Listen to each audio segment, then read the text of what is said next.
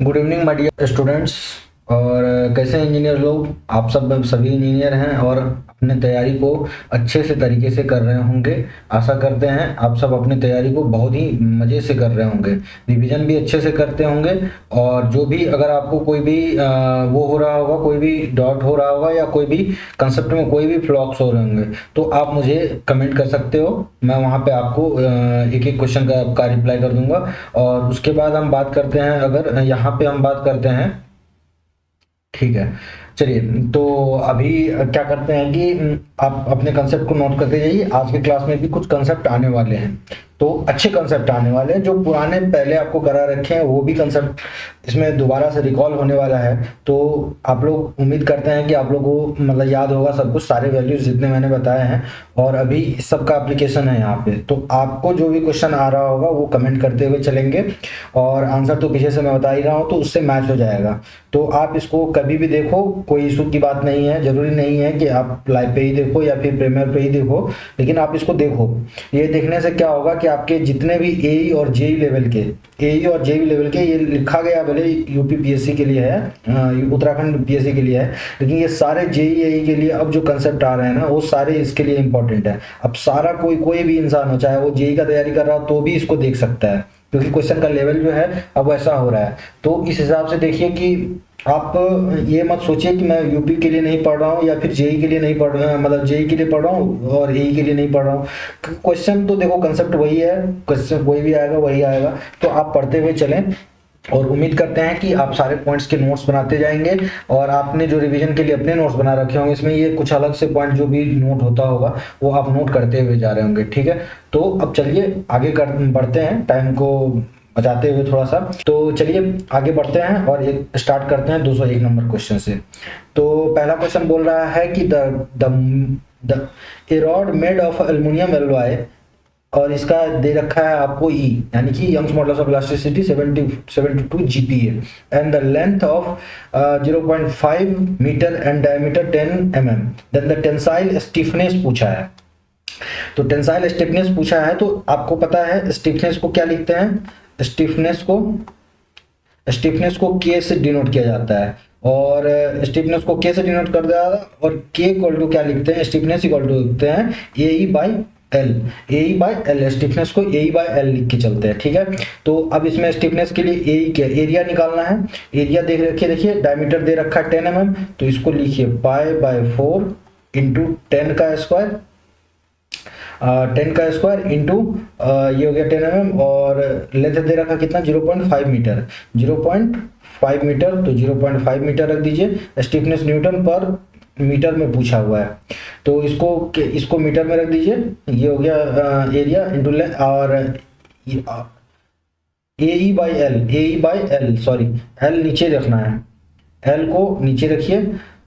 Length जो है आपका नीचे रहेगा 0.5 मीटर, और ये आपका आ जाएगा 0.5 मीटर। और ई का वैल्यू दे रखा है 72 जीपीए, तो इसको लिखेंगे 72 इंटू 10 टू द पावर 3।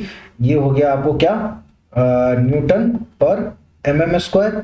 और ये क्या आ जाएगा, mm में आएगा, mm स्क्वायर में आएगा, तो mm स्क्वायर कट जाएगा। और ये मीटर है तो न्यूटन पर मीटर स्क्वायर बन जाएगा। चलिए ठीक है, अब इसको सॉल्व कर लेते हैं। इसको सॉल्व करते हैं तो आप कैलसी लेके बैठे होंगे, आप भी करिए और हम भी करते हैं। तो ये हो गया कितना, 3.14 इंटू 100 इंटू 72 और इंटू 1000, ये हो गया इतना। और डिवाइड कर लीजिए इसको, डिवाइड कर लीजिए कितने से, 4 से, तो क्या हो गया इतना, और 0.5 से, और फिर से डिवाइड कर दिए, डिवाइड बाय 0.5 से। तो ये आ रहा है कितना, ये आ रहा है आपको 11:30, और ये आ रहा है क्या इतना, 3.25। तो इसमें अच्छा सॉरी, इसमें क्या किया है कि पाई का वैल्यू डायरेक्ट रखा है, तो पाई का वैल्यू रखा है तो पाई को रहने देंगे, तो बाकी को सॉल्व करना है। चलिए अब तो इजी हो गया, pi into 100 into 72 into 10 to the power 3 और डिवाइड बाय 0.5, और ये 4 तो नीचे है ही। और ये अब इसको सॉल्व करिए, ये आ जाएगा न्यूटन पर मीटर में आ जाएगा। तो 1 0 तो ऊपर चला गया, ठीक है। अब 5 से काटिए, 5 चौका 20, 5 से काटिए 20, 20 पंचे 100, 50 हो गया। और ये हो गया कितना, 50 इंटू 72 करना है ना, तो 50 इंटू 72, 50 इंटू 72 करिए, ये होता है 3600, ये होता है 3600 पाई, 3600 pi into 10⁻³ Newton per metre square. तो इसको क्या लिख सकते हैं, 36 पाई इंटू 10⁻³ 10⁵ हो जाएगा, 10⁵ newton per metre, Newton per metre, square में नहीं, मीटर, न्यूटन पर मीटर में। ठीक है, तो ये हो गया, हाँ ये तो कट जाएगा। चलिए, तो ये हो गया, तो ये कट गया। अब इसके बाद इसका ये आंसर हो गया आपको स्टिफनेस का, ये हो गया 36 पाई इंटू 10⁵। चलिए, पहले का आंसर हो गया सी। अब चलिए आगे बढ़ते हैं, दूसरा क्वेश्चन पे आइए। The bulk modulus of bulk modulus के दे रखा है, मॉडुलस ऑफ रिजिडिटी जे दे रखा है, एंड द पॉइजंस रेशियो पूछा है। पॉइजंस रेशियो के लिए क्या लिखते हैं, डायरेक्ट पॉइजंस रेशियो के लिए लिखते हैं 3k - 2g bye 6k + 2g, 6k + 2g लिखते हैं, 6k + 2g, 3k - 2g bye 6k + 2g। अब इसमें मैच कर लेंगे 3k - 2g, 3k - 2g bye 6k + 2g, आपका 200, इसका हो जाएगा, पहला आंसर हो जाएगा 202, 202 का ए हो जाएगा।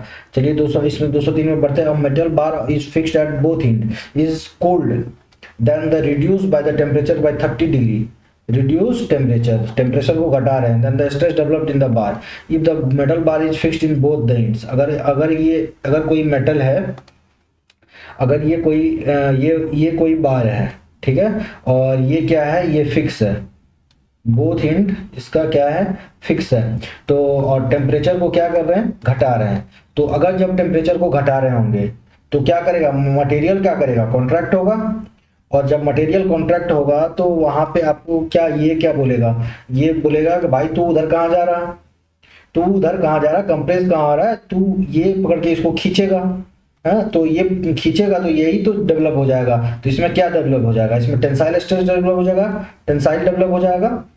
ठीक है, तो इसका आंसर क्या हो जाएगा, टेंसाइल हो जाएगा। 203 का हो जाएगा आपको सी, 203 का आंसर हो जाएगा सी। चलिए आगे बढ़ते हैं, अगला क्वेश्चन आते हैं। अगला क्वेश्चन है 204, 204 पे आइए, 204 पे आइए। 204 का क्वेश्चन कह रहा है क्या, कि a mild steel bar of uniform cross section area subjected to a uniaxial tensile stress 80 kilo newton and the consider the plane N Q, ये है एन क्यू, ये प्लेन एन और ये Q, plane N Q and making angle 30 degree with M N.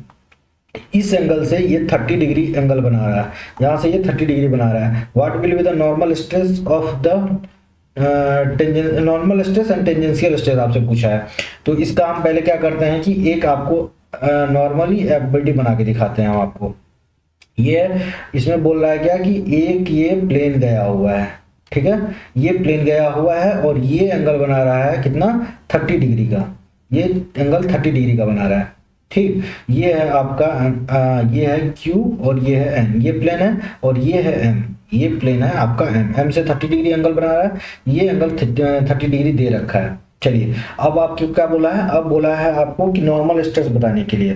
तो normal stress को क्या लिखते हैं, नॉर्मल स्ट्रेस लिखते हैं sigma x plus sigma y। और हाँ एक चीज और, इसमें बोल रहा है कि एक्सियल पुल लगा हुआ, टेंसाइल स्ट्रेस लगा हुआ 80 किलो न्यूटन का, ये 80 किलो न्यूटन का भी लगा हुआ है और ये भी 80 लगा हुआ है, 80 किलो न्यूटन का लगा हुआ है।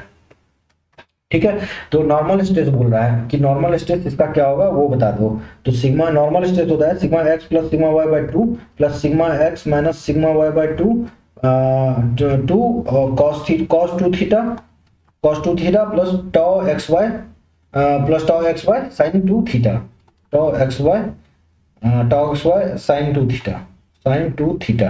चलिए अब वैल्यू रखिए, वैल्यू रखते हैं। तो अब y में तो कोई डायरेक्शन नहीं है, सिग्मा x दे रखा है 80 और सिग्मा y दे रखा है 0, और ये आपको यहाँ पे रखना है। तो tau X by shear stress कुछ है नहीं तो ये 0, तो शियर स्ट्रेस क्या हो गया, ये हो गया आपको, ये हो जाएगा आपको 0। ठीक है, शियर स्ट्रेस 0। उसके बाद अगला आइए cos 2 थीटा, cos 2 थीटा को आप क्या लिखोगे, cos 2 इंटू 30 डिग्री cos 60 लिखोगे, सिग्मा y 0 सिग्मा वाई 0।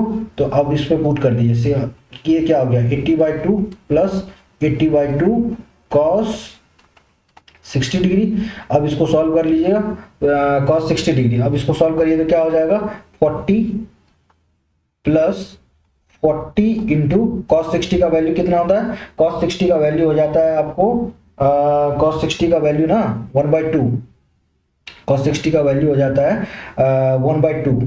तो 1/2 रखिए, 1/2 यानी कि 20 हो गया, 20 40 20 60, ये हो गया 60। अभी आपको एक ट्रिक बताता हूँ मैं कॉस थीटा निकालने के लिए, साइन थीटा कॉस थीटा और टेन थीटा निकालने के लिए। ये हो गया 60, ये हो गया 60 न्यूटन पर mm स्क्वायर, ये आ गया 60 न्यूटन पर mm स्क्वायर। ठीक है, ये आ गया क्या स्ट्रेस, नॉर्मल स्ट्रेस आ गया, नॉर्मल स्ट्रेस आ गया अपना 60 न्यूटन पर mm स्क्वायर। और अब आइए बात करते हैं कि शियर स्ट्रेस क्या होगा। शियर स्ट्रेस की बात करें, हम शियर स्ट्रेस के लिए बात करेंगे तो tau X dash Y dash को क्या लिखेंगे, tau X dash Y dash को लिखना है, चलिए इसका वेन का नियम थोड़ा पतला कर लेते हैं। तो टॉ एक्स वाई डैश को क्या लिखते हैं, minus sigma X minus sigma Y by 2, minus sigma X minus sigma Y by 2 sine 2 theta और प्लस टॉ एक्स वाई ये हो जाएगा tau X Y cos 2 theta. देखिए टॉ एक्स वाई तो जीरो दे रखा, कुछ है ही नहीं वैल्यू, साइन 2 थीटा अब इसमें वैल्यू रखते जाते हैं ना, ये हो जाएगा आपको कितना माइनस वाई तो जीरो है, ये जीरो है, तो ये हो गया 80/2 और साइन 60, 80/2 साइन 60, साइन 60 का वैल्यू क्या आता है 1/√2, ये सॉरी साइन 60 ना, साइन 60 का वैल्यू हो जाएगा, ये हो जाएगा 40 साइन 60, 40 इंटू साइन 60 का वैल्यू कितना लिखेंगे, साइन 60 का वैल्यू निकालने के लिए देखिए 0 1 2 3 4, ये होता है 0 डिग्री, ये होता है 30 डिग्री, ये होता है 45 डिग्री, ये होता है 60 डिग्री और ये होता है 90 डिग्री। और डिवाइड बाय 4 करिए और रूट कर दीजिए, डिवाइड बाय 4 कर दीजिए और रूट कर दीजिए। तो इसको रूट करेंगे तो क्या लिखेंगे, √3/2 लिखेंगे, इसको लिखेंगे √3/2। तो ये कट गया, तो ये क्या हो गया 20√3, ये हो गया टॉ एक्स वाई, ये आ गया 20√3। तो इसका आंसर हो जाएगा क्या, ये आ गया आपको 20√3। अब आंसर मिला लीजिए 60 न्यूटन पर mm स्क्वायर और 20√3, 204 का आंसर हो जाएगा सी, 204 का आंसर हो गया सी। चलिए आगे बढ़ते हैं, अगला आते हैं 205 में, a material has the modulus of Young's modulus of elasticity दे रखा है, ई दे रखा है 1.25 into 10⁵ and the Poisson's ratio दे रखा है इतना, then the modulus of rigidity पूछा है। तो ई इक्वल टू क्या जानते हैं 2g1 प्लस म्यू, आपको ये सब चीजें बता रखी है, ये पहले कई बार डिस्कस कर रखा है ये फॉर्मूला, आपको अब याद हो जाना चाहिए, ई इक्वल टू 2g1 प्लस म्यू। अब इसमें वैल्यू रखिए 1.25 इंटू 1.25 इक्वल टू 2 और g का वैल्यू कितना दे रखा है 2, ये तो पूछा ही है, 1 प्लस म्यू का वैल्यू कितना दे रखा है 0.525। ठीक है, तो ये 1.25 ये सॉरी ये 1.25 नहीं है, ये है आपको 1.2 इक्वल टू ये दे रखा है 1.25 इंटू 10⁵ दे रखा है। ठीक है, तो अब क्या हो जाएगा 1.25 इंटू 10⁵ डिवाइड बाई 2 इंटू 1.25। ठीक है, तो 1.25 से 1.25 चला गया और ये बच गया 1/2, तो इसको क्या लिखेंगे, ये इक्वल टू हो गया g, और अब तो g इक्वल टू क्या लिखेंगे 0.5 इंटू 10⁵ न्यूटन पर mm स्क्वायर। ये आ गया आंसर आपको g का वैल्यू। तो आंसर मैच करिए, 205 का आंसर हो जाएगा c, 205 का आंसर हो गया c। चलिए 206 नंबर क्वेश्चन पे चलते हैं, 206 नंबर क्वेश्चन पे चलते हैं। 206 में the ratio of Young's modulus of high tensile steel to that of mild steel. देखिए यंग्स मॉडुलस ऑफ इलास्टिसिटी जो होता है हर एक स्टील के लिए बराबर ही होता है, सबके लिए कांस्टेंट होता है, Young's modulus constant for all steel और all type of steel, almost होता है ऑल टाइप ऑफ स्टील, यहाँ पे हम मान के चलेंगे कि कांस्टेंट होता है। तो दोनों का यंग्स मॉडुलस बोला है, Young's ratio of Young's modulus of high tensile steels का और इसका, तो ये क्या हो जाएगा दोनों का 1 हो जाएगा, high tensile by high steel का ये हो जाएगा 1, 206 का हो जाएगा कितना 206 का हो जाएगा 1, ठीक है, 206 का हो जाएगा 1। तो चलिए आगे बढ़ते हैं। Young's modulus of higher tensile steel to that of the mild steel tensile, that is 1। चलिए आगे बढ़ते हैं 206 207 में आते हैं। For the isotropic homogeneous and elastic material obeying the Hooke's law the number of independent elastic constant, number of independent elastic constant बोला है। तो इसके लिए आप क्या करिए कि एक टेबल बनाते हैं, एक टेबल बनाते हैं। चलिए ये एक टेबल ड्रॉ करते हैं, ठीक है, ये एक टेबल ड्रॉ किया और इसमें लिख देते हैं, इसमें लिखेंगे क्या हम, वैल्यू, ठीक है। छोड़िए, इसमें क्या करते हैं, चलिए इसमें क्या करते हैं कि एक वैल्यू ड्रॉ करते हैं।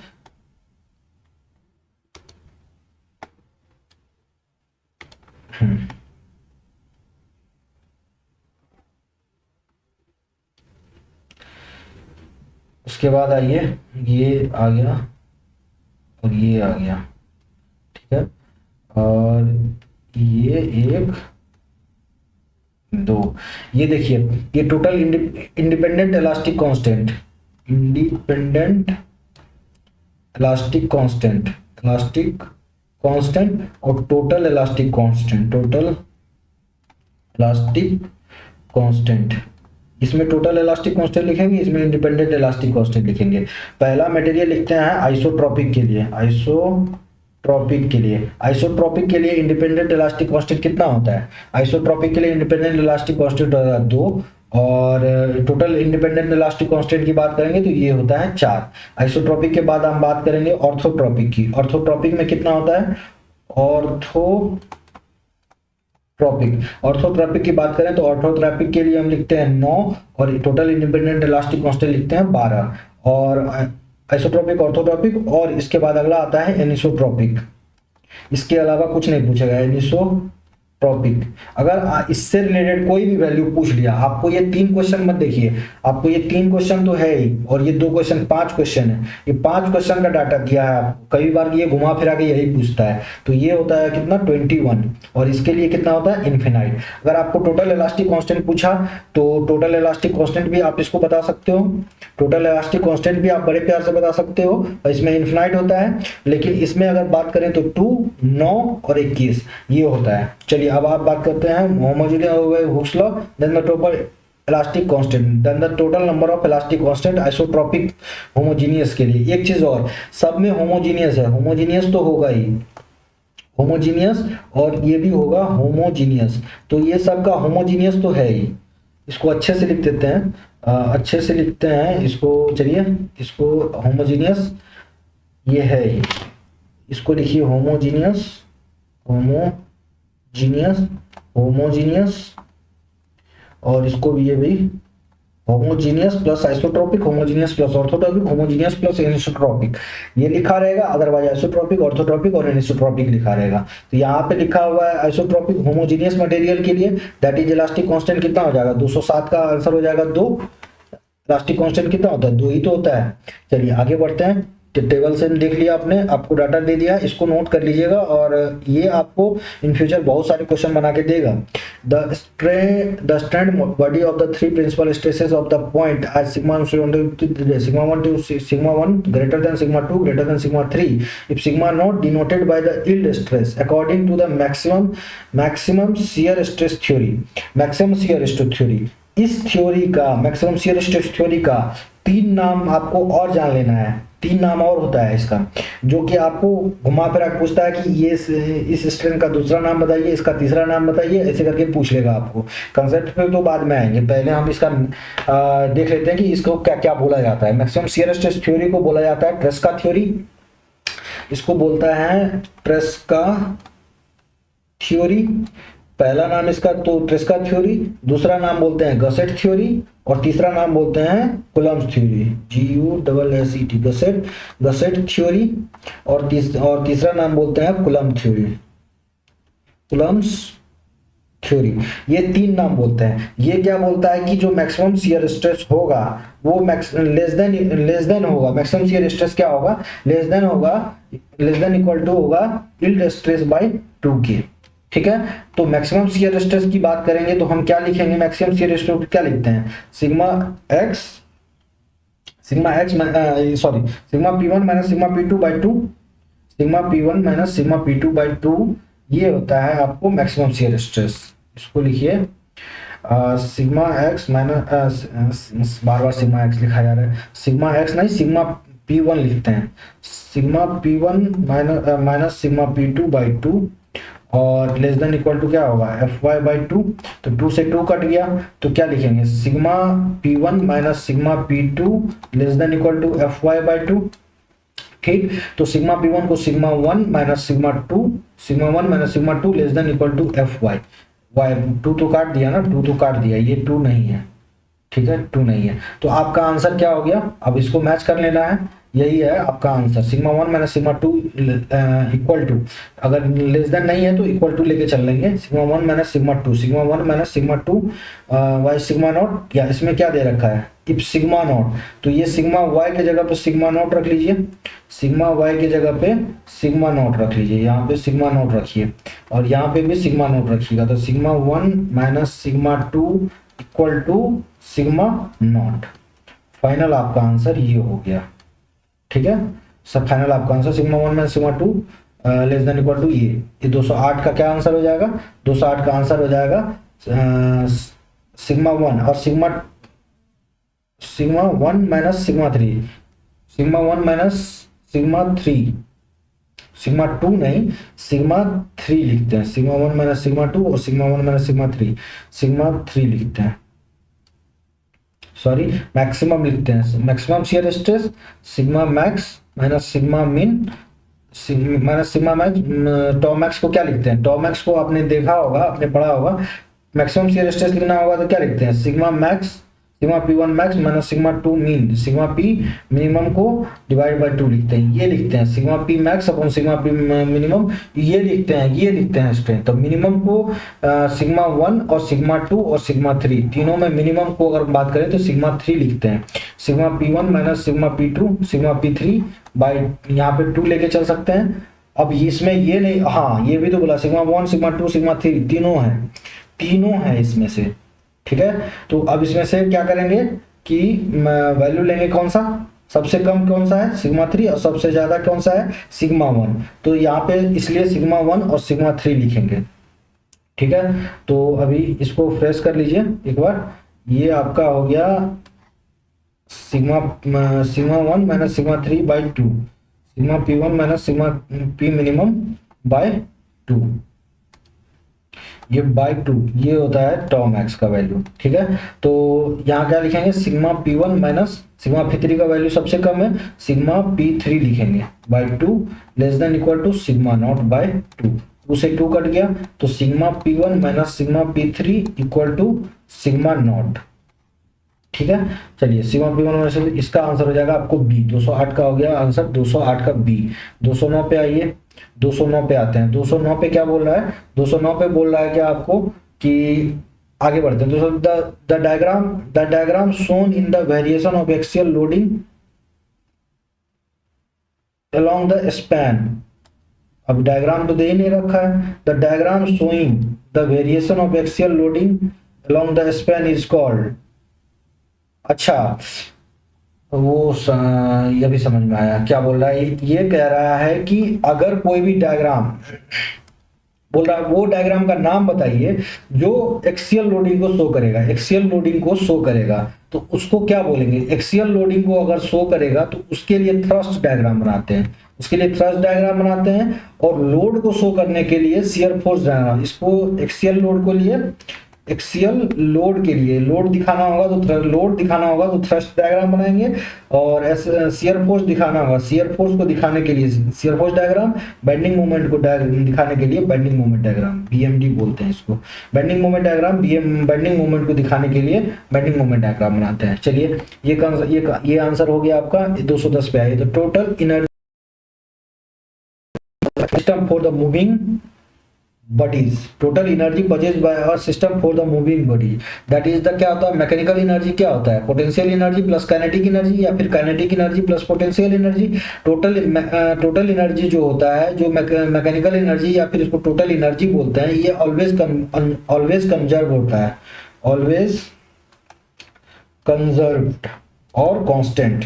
और कांस्टेंट होता है, ये ऑलवेज कांस्टेंट होता है। Then the it is constant very constant at every instant. 210 का it is constant at every instant, यही हो जाएगा। Varies at the point distance, नहीं ये सब भी नहीं, ये सब maximum the stress at the minimum नहीं, ये सब कुछ नहीं होता है, ये कांस्टेंट होता है, कंजर्व होता है मैक्सिमम। उसके बाद आते हैं अगला अगला पे आते हैं the modulus, Young's modulus of elasticity E and bulk modulus is K. What is the Poisson's ratio? Poisson's ratio पूछा है। E Young's modulus elasticity E equal to क्या लिखेंगे, 3K 1 minus 2 mu. E equal to 3K 1 minus 2 mu, 3K 1 minus 2 mu. अब पूछा है क्या कि if the Young's modulus is E and bulk modulus is K, what value of Poisson's ratio. तो अब इसमें क्या वैल्यू दे ही रखा है, E बाई के इक्वल टू क्या लिखेंगे, 3 into 1 minus 2 mu, 3 into 1 minus 2 mu.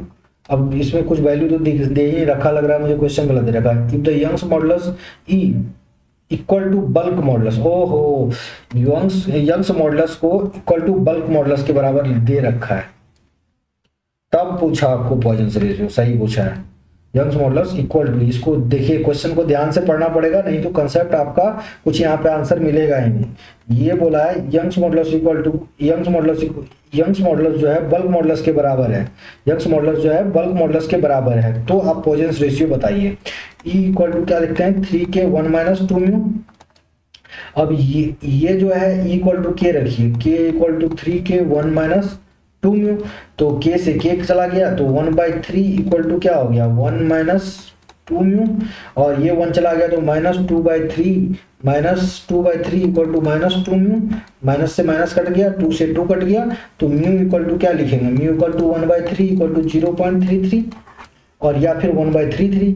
Answer आप देख लीजिए, या 0.33 लिखिए या 1/3 लिखिए, तो आंसर आपका हो जाएगा सी। 211 का आंसर हो जाएगा सी। 211 का हो गया, 212 पे आइए। For the linear elastic system the top displacement for the strain energy, top displacement for the linear elastic material है ना, linear elastic material the top displacement of the strain energy is, ये होता है क्या, ये होता है क्वाड्रेटिक। स्ट्रेन एनर्जी क्या होता है, क्वाड्रेटिक, लीनियर तो नहीं होगा। स्ट्रेन एनर्जी लिख ही लीजिए ना, 1/2 P इंटू डेल्टा, और strain energy per unit volume भी लिखते हैं, अब सॉलिड बॉडी के लिए लिखें तो सिग्मा स्क्वायर बाय 2E, इसको लिखते हैं strain energy sigma square by 2E into volume of the body, sigma square by 2E into volume of body. तो अब देख लीजिए कि ये क्या बनेगा, वॉल्यूम लिखेंगे तो सिग्मा स्क्वायर P बाई ए, यानी कि ये अगर इसको हम वॉल्यूम लिखेंगे तो सिग्मा स्क्वायर को P बाई ए ऐसे करेंगे तो ये क्या हो जाएगा, ये क्या, कौन सा आंसर बना रहा है, लीनियर तो नहीं होगा, क्यूबिक पावर 3 नहीं हो रहा है, और क्वाड्रेटिक ये कुछ होता ही नहीं है, तो क्वाड्रेटिक ही बच रहा है, तो क्वाड्रेटिक बच रहा है, तो 212 का आंसर क्या लिखेंगे हम, क्वाड्रेटिक लिखेंगे। चलिए आगे बढ़ते हैं। If the composite bar of steel and copper is heated then the copper will be, देखिए आपको मैंने एक कंसेप्ट बताया था कि टेम्परेचर बढ़ा रहे हैं, तो जिसमें अल्फा ज़्यादा होगा, और जिसमें अल्फा ज़्यादा होगा उसमें क्या होगा, जिसमें ज़्यादा होगा टेम्परेचर बढ़ाने से कंपोजिट बार के लिए, कंपोजिट बार की हम बात कर रहे हैं, तो कंपोजिट बार में अगर हम टेम्परेचर को बढ़ा रहे हैं, कंपोजिट बार है ना, तो ये टेम्परेचर को अगर हम बढ़ा रहे हैं तो क्या कर रहे हैं, टेम्परेचर बढ़ाने पे कंपोजिट बार में जो मटेरियल होगा, सॉरी एक मिनट, ये एक आपका कंपोजिट बार है, ये आपका एक कंपोजिट बार है, ठीक है, कंपोजिट बार है, इसमें क्या हो रहा है, जिसका अल्फा ज्यादा होगा, इसका अल्फा कम होगा, जिसमें अल्फा ज्यादा होगा उसमें आएगा कंप्रेशन, और जिसमें अल्फा कम होगा उसमें आएगा टेंशन, और अगर यही टेम्परेचर को क्या करें, घटा दें, तो इसमें क्या आएगा, जिसमें अल्फा ज्यादा होगा उसमें आ जाएगा टेंशन, और जिसमें अल्फा कम होगा उसमें आएगा क्या, कंप्रेशन, उसमें आएगा टेंशन और इसमें आएगा कंप्रेशन। अब बोलिए the composite bar of steel and copper, steel और कॉपर की बात कर रहा है, तो स्टील और कॉपर में कोएफिशिएंट ऑफ थर्मल एक्सपेंशन यानी कि अल्फा किसका होता है, alpha of copper greater than alpha of steel, तो इसमें कॉपर का स्टील ज्यादा है and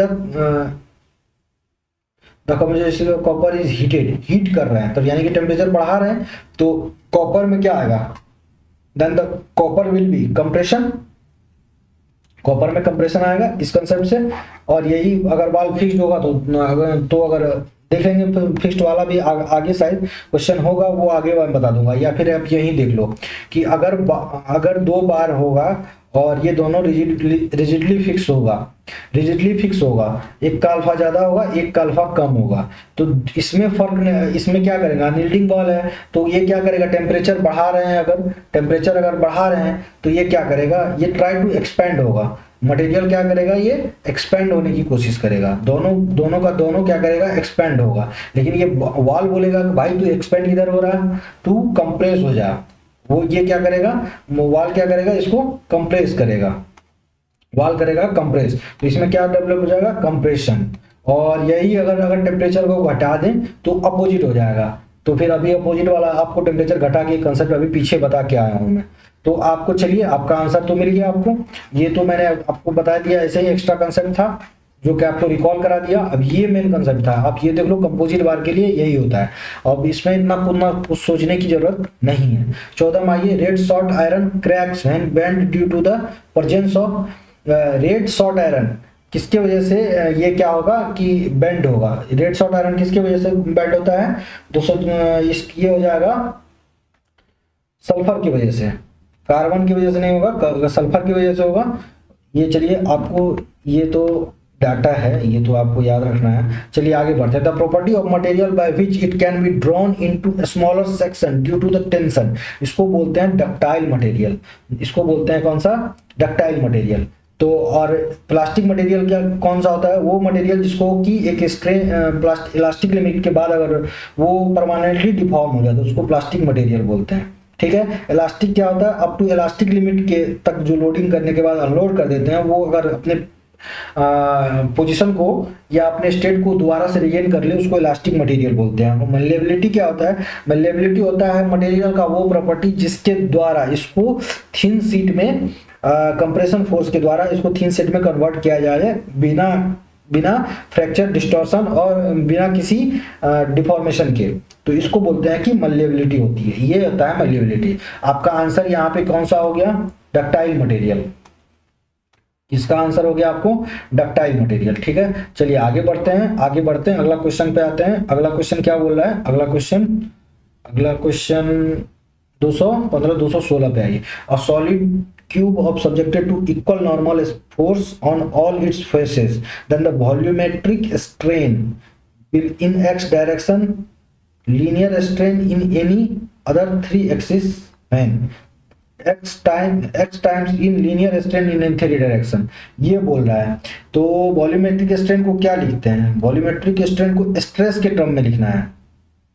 3 axis subjected to the normal force लग रहा है, नॉर्मल फोर्स ऑल फेजेस में volumetric strain x time the linear strain, तो वॉल्यूमेट्रिक स्ट्रेस को स्ट्रेन के टर्म में लिखना है ना, तो sigma x plus sigma y plus sigma z by E, sigma x plus sigma z plus E 1 minus 2 mu. अब देखिए कि यहाँ पे यंग्स मॉडुलस दे नहीं रखा है, यंग्स मॉडुलस ये पॉइजन रेशियो दे नहीं रखा, तो 0, और इसको 0 रखेंगे, 0 रखिए या फिर 0 नहीं भी रखिएगा तो भी कोई फर्क हमको इससे पड़ने वाला नहीं है, तो इसको रखिएंगे, यंग्स मॉडुलस को रखिए। वॉल्यूमेट्रिक स्ट्रेन क्या होगा, अगर ये तीनों बराबर है, सेम डायरेक्शन में sigma x equal to sigma y equal to sigma z रख रहा है, तो क्या लिखेंगे, 3 सिग्मा लिखेंगे, यानी कि ये इक्वल टू सिग्मा है, तो सिग्मा इक्वल टू क्या लिखेंगे, 3 सिग्मा बाई ई, और ये सिग्मा बाय 3 सिग्मा बाय ई, इसको इग्नोर 3 हाँ अब आया 3 सिग्मा बाय ई 1 माइनस 2 म्यू, ये लिखेंगे। और सिग्मा बाय ई को स्ट्रेन लिखते हैं, तो 3 times of strain in x direction, या फिर स्ट्रेन आप जो भी लिखो, अब मैं स्ट्रेन लिख के चल रहा हूँ, ये हो गया strain into 1 minus 2 mu, 1 minus 2 mu, 1 minus 2 mu, तो ये क्या है, इसी के स्ट्रेन के फॉर्म में लिखा हुआ है, तो इसको लिखेंगे 3 टाइम्स, ये हो गया कितना टाइम्स, 3 टाइम, ये हो गया 3 टाइम, 216 का हो गया, 217 पे आइए, 217 पे आई है। 217 में the which of the following correct relationship between the modulus of rigidity, modulus of elasticity and bulk modulus, modulus of rigidity, modulus of elasticity and bulk modulus. तो Poisson's ratio E equal to क्या लिखते हैं, poisons ratio नहीं, आपको एक relation बताया था, E equal to क्या होता है 9 kg/3k प्लस जी। ये रिलेशन क्या करता है, देखिए के जी और ई, पॉइजन्स रेशियो की बात नहीं कर रखा है, ये हो गया आपको जी, ये हो गया ई और ये हो गया के, इन तीनों का रिलेशन यही है। अब मिला लीजिए 9 kg 9 के सी लिखा होगा ना, 9 के और जी, के और जी को बोला है सी, तो 9 के सी लिखा होगा, 9 के सी 9 के सी 9 के सी 9 के सी बाई 3k प्लस सी, ये हो जाएगा आंसर। 217 का आपको हो जाएगा क्या, डी। चलिए 217 का हो गया, 218 पे आई। The rectangular bar is subjected to axial stress fx fy fz if the algebraic sum of the these stress is 0 then what is the change in volume. तो चेंज इन वॉल्यूम क्या होगा, तो अलजेब्रिक सम अगर 0 हो गया तो volumetric strain लिखिए, rectangular the algebraic sum of 0 then the change in volume, volumetric strain क्या लिखेंगे, sigma X plus sigma Y plus sigma Z by E 1 minus 2 mu. बोल रहा है कि अगर सिग्मा एक्स ये एफ एक्स एफ वाई को वही है कि स्ट्रेस लग रहा है, तो अगर ये तीनों का सम, इन तीनों का सम अगर 0 हो जाए, अगर इन तीनों का सम 0 हो गया तो वॉल्यूमेट्रिक स्ट्रेन हुआ क्या, फिर तो 0 हो गया ना, तो कोई चेंज हुआ ही नहीं। तो 218 का क्या लिखेंगे, 218 का नो चेंज इन वॉल्यूम यानी कि बी। चलिए आगे बढ़ते हैं 219 पे। The stress is S and the body is subjected to the gradual load W then the load applied suddenly then the stress shall be. देखिए सडनली अप्लाइड स्ट्रेस का suddenly अगर लगा रहे हैं 2 टाइम्स ऑफ ग्रेजुअल लोड के बराबर होता है, ग्रेजुअल स्ट्रेस के बराबर होगा। सडनली स्ट्रेस क्या होगा, suddenly stress applied, suddenly stress 2 times of the gradual applied के बराबर होता है, तो 2 टाइम्स ऑफ एस हो जाएगा। ये क्या था, ग्रेजुअली अप्लाइड का दे रखा है ना एस है, तो इसको लिखेंगे क्या, 219 का लिखेंगे 2s, ग्रेजुअली के 2 times. The stress at which extension of material takes place more quickly as compared to the increase in load is called as, उसको क्या बोलते हैं, देखिए स्ट्रेस स्ट्रेन कर्व बनाइए, स्ट्रेस स्ट्रेन कर्व बनाया हमने और ये आ गया फ्रैक्चर। तो ये क्या है, ये है इलास्टिक लिमिट, ये है प्रोपोर्शनल लिमिट, ये है इलास्टिक लिमिट, ये अपर यील्ड पॉइंट, ये लोअर यील्ड पॉइंट और ये है ई और एफ। हम इसके बाद इंटरेस्टेड नहीं है, हम इसकी बात कर रहे हैं कि इस लोड तक अगर हम इसके बाद अगर हम छोड़ देते तो मटेरियल खुद ब खुद इल्ड कर जाता है, अपना ऑटोमेटिक बिना लोड बढ़ाए हुए ही ये यहाँ तक बढ़ जाता है। अगर जो ये यहाँ तक बढ़ जाता है इसको क्या बोलते हैं, इसको बोलते हैं yielding of material, yielding point बोलते हैं। क्या होता है, the stress at which the extension of the material takes place more quickly as compare to the increase in load, तो उस पॉइंट के अनुसार क्या बोलेंगे, इसको बोलते हैं यील्ड लिमिट बोलते हैं ना। 220 का हो जाएगा क्या, यील्ड पॉइंट, यानी कि ये यील्ड पॉइंट है, लोअर यील्ड पॉइंट है, ये अपर यील्ड पॉइंट, ये लोअर यील्ड पॉइंट, इसके क्रॉसपोंडिंग जो स्ट्रेस बढ़ेगा बिना उसके बढ़ाए हुए उसको बोलते हैं, ये हो गया आपको हो गया 220। 221 पे आइए।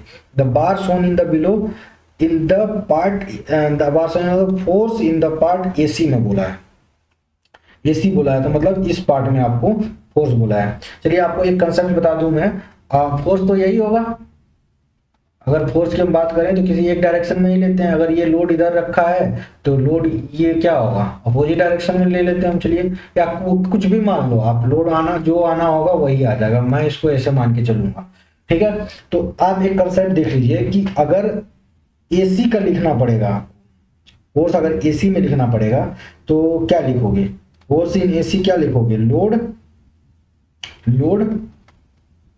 इनटू इसका लिख रहे हैं ना, इसके लिए लिख रहे हैं तो इसका लेंथ लिखेंगे, लोड इसका लिख रहे हैं तो इसमें क्या लिखेंगे, इसका लेंथ लिखेंगे।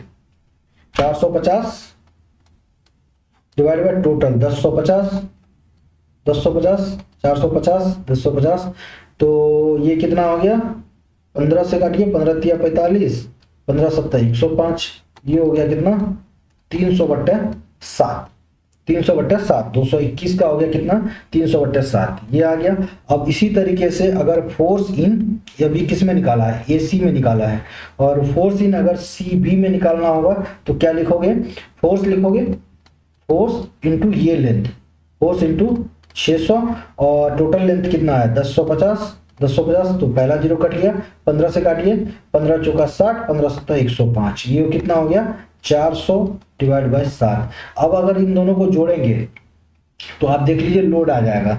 अगर फोर्स इन एसी चेक करना है ना, फोर्स अगर हम आपको चेक करें, ये सब कंसेप्ट बता रहे हैं फटाफट क्वेश्चन निपटाने का, ठीक है।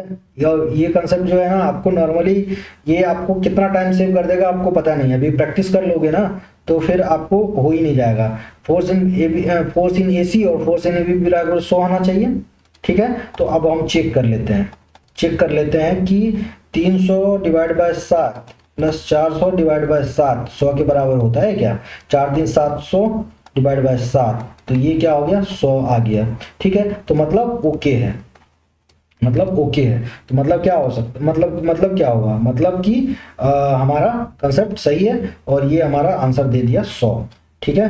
तो आपका आंसर सही हो गया, 121 का हो गया, सॉरी 121 का आंसर हो गया 300/7, 121 का आंसर 300/7। चलिए आगे बढ़ते हैं, 121 122 पे आते हैं, 122 पे। अब bar of cross section area 2 centimetre square, bar of cross section area दे रखा है 2 सेंटीमीटर स्क्वायर एंड लेंथ दे रखा है 100 centimetre, fixed at the rigid support both इन at the temperature 25 degree centigrade, both ins at the temperature, if the bar is subjected to increase in temperature 30 degree centigrade, the coefficient of linear expansion of the material is alpha इतना and Young's modulus इतना, then stress in the bar पूछा है, ठीक है, stress in बार पूछा है। तो thermal stress क्या लिखते हैं, ई अल्फा डेल्टा टी, तो ई का वैल्यू देखिए, यंग्स मॉडुलस ऑफ इलास्टिसिटी कितना दे रखा है 2 × 10⁵ न्यूटन पर mm स्क्वायर, ठीक। और अल्फा का वैल्यू दे रखिए ई अल्फा, अल्फा का 10 × 10⁻⁶ ई अल्फा, और डेल्टा टी 25 से 30 5 डिग्री सेंटीग्रेड का बढ़ाया है, ठीक है। तो ये कितना हो जाएगा, ये हो गया 10⁻, ये तो कट गया, तो ये कितना चेंज आ गया 10 न्यूटन पर mm स्क्वायर, 10 न्यूटन पर mm स्क्वायर, ये आ गया सिग्मा थर्मल। तो अब तो 10 तो आपको एक ही है, और आपको एक कंसेप्ट और बता दूं, ये कंप्रेशन आप कैसे डिसाइड करोगे, कंप्रेशन होगा या टेंशन होगा, ठीक है। तो कंप्रेशन और टेंशन को आप डिसाइड करने के लिए आप क्वेश्चन पढ़ो और आपको आंसर, अभी मैंने कंसेप्ट पीछे बताया है वही कंसेप्ट यहाँ पे लगाना है। तब क्या बोल रहा है, ये एरिया दे रखा है और rigid support at both and पे दे रखा है, इस चीज को आपको पढ़ना है। अगर इस चीज को आप पढ़ के मतलब निकाल रहे हो तो आपका आंसर का मतलब है कि ये आ रहा है और रिजिड सपोर्ट है, ये सपोर्ट और ये सपोर्ट रिजिड है, और टेम्परेचर को क्या किया है बढ़ाया है। अब याद आ गया होगा पिछला कंसेप्ट, टेम्परेचर को बढ़ाया तो ये क्या करेगा, बार करेगा क्या, टेंसाइल करेगा, मतलब बार करेगा एक्सपेंड के लिए, लेकिन ये क्या बोलेगा इसको, ये बोलेगा आपको कि अरे भाई तू एक्सपैंड क्यों हो रहा है, हम भी तो हैं इधर, और हम क्या करेंगे, तुमको इतना फोर्स है कि हम तुमको कंप्रेस कर देंगे। तो ये जो डोमिनेटिंग होगा ना, ये वॉल अनिलिंग है, तो मतलब ये डोमिनेटिंग होगा तो ये कंप्रेसिव फोर्स डेवलप कर देगा।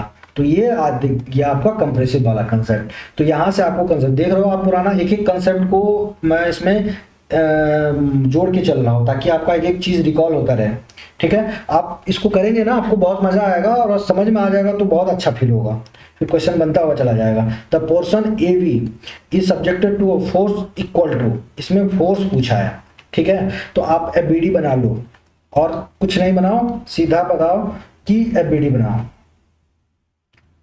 ठीक है। चलिए ये एक बॉडी है और दूसरा एक बॉडी ये है, ठीक है। चलिए अब इसको सेव का काम खत्म, अब आइए इधर।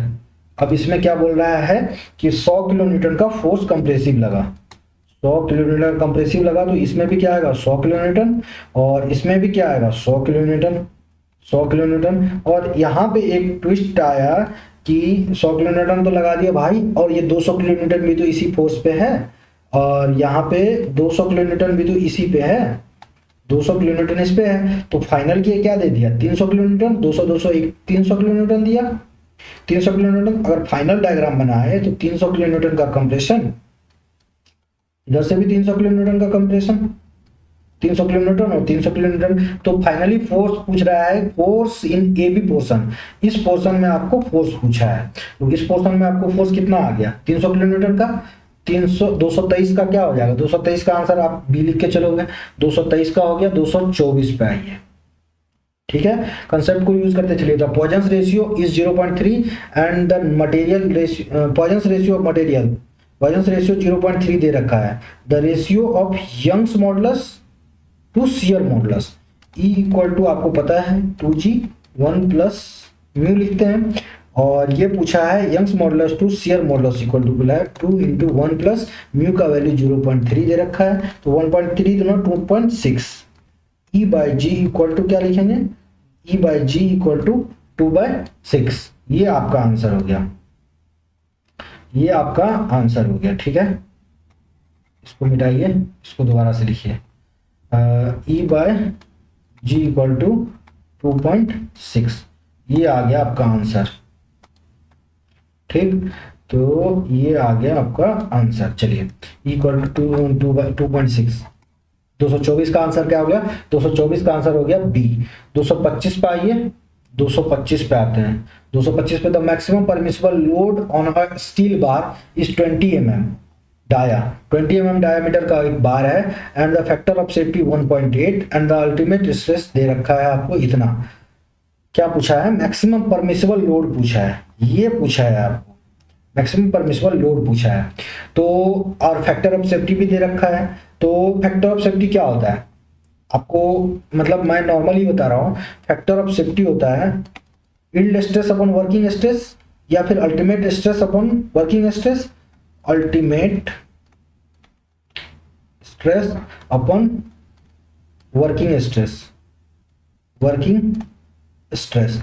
अब इसको वर्किंग स्ट्रेस ले लीजिए, वर्किंग स्ट्रेस को इधर ले आइए, क्या हो गया अल्टीमेट स्ट्रेस, अल्टीमेट, चलिए हम लिख दे रहे हैं ultimate stress upon factor of safety. और अल्टीमेट स्ट्रेस को आपको मैक्सिमम परमिसिबल लोड पूछा है ना, स्ट्रेस को क्या लिखते हैं, पी बाय एरिया लिखते हैं, सॉरी ये सेव को हटाओ, पी बाय एरिया लिखते हैं।